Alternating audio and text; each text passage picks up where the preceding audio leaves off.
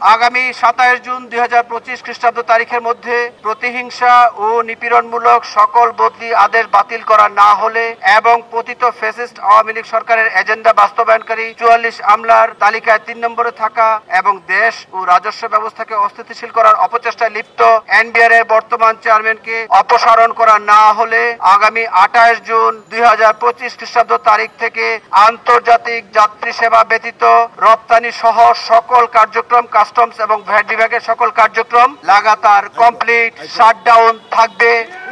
এবং